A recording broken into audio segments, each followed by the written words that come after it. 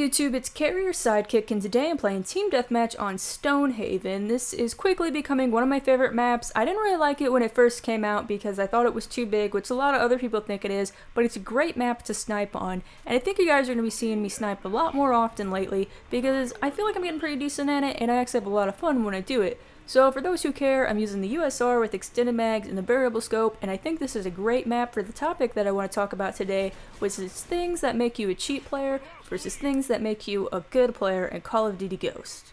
Now I do want to start off by saying I've been playing Call of Duty for the past few years now, so I do feel like I am a pretty skilled player, but I do get that everybody has to start somewhere.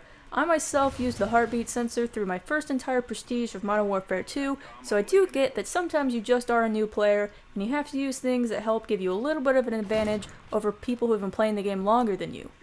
With that being said, this topic is geared more towards players who have prestiged, especially by the time you get to second prestige. I feel like by the time you've gotten to second prestige, you've played the game enough to know everything about the game, and so therefore I don't feel like you should have to use things that are cheap or to me just take little to no skill to use. Now obviously everything in this video is going to be my opinion, and your opinion might be different than mine, but it seems to me that whenever you play Call of Duty, there is a pretty generalized opinion from the community of what is acceptable and what is unacceptable to use in the game. Now also, I don't want to sound like a downer or like I don't really like the game. I didn't at first. I, in fact, almost traded this game in, but I really have a lot of fun playing Call of Duty Ghost, and I know there's a large amount of people who don't, but for me, I learned how to play the game and like it. But there are still some things that definitely annoy me when I die by, and so those are definitely the things that I want to talk about today. So when you play Call of Duty, I feel like you pretty much have to have one of two skills to do well in the game. You either have to be able to outsmart your opponent, you have to be able to outflank them and just outthink them and what they're going to do, which for me, I feel like in every other Call of Duty, that's what I was good at. I was really good at getting around the enemy, getting behind them, flanking them, and killing them. But since this game, the flank routes have flank routes, that is not the case anymore.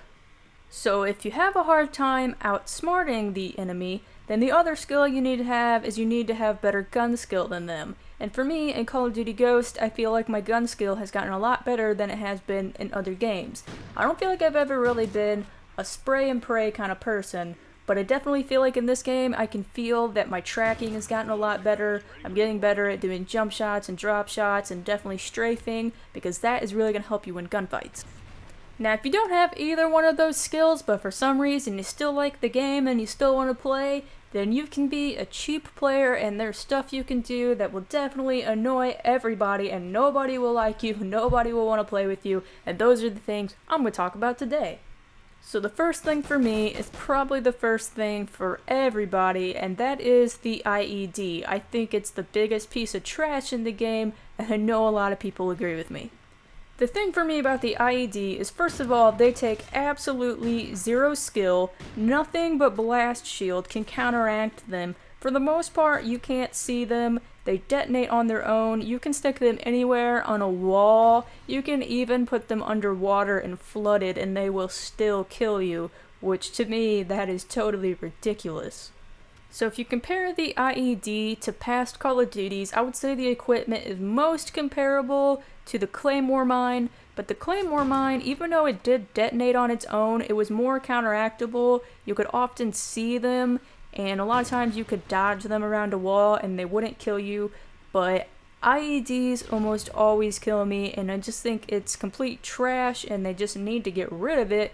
I know they're never going to do that, but I think they should at least patch it and make the damage on them a lot less than they currently are. And as far as other explosives, I feel like everything else in the game is fine, and I feel like C4 is the most comparable damage to the IED, but since C4 you actually have to detonate yourself, I feel like C4 takes a lot more skill than an IED does. Now the next thing I want to talk about, I don't think as many people will agree with me, and it's kind of hard for me to explain exactly why I feel that this is cheap, but the next thing I think is pretty cheap to do is to put a silencer on your sniper. It's something you'll never see me do, and the reason that I think that you shouldn't put a silencer on there is because in this game the colors are terrible and it is really hard to see people anyway.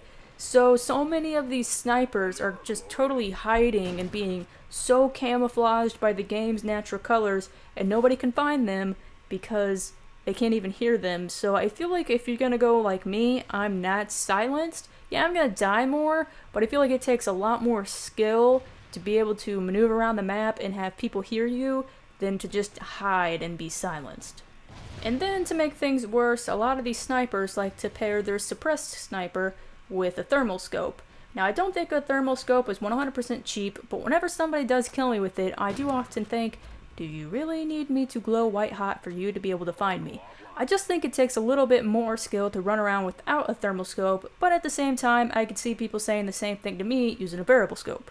Now, I do want to counteract that and say I don't think that the variable scope is cheap. You might, but for me, I don't, because if you have it on the highest zoom level and you miss your target, your scope kicks so much that it's often really difficult to find your target again.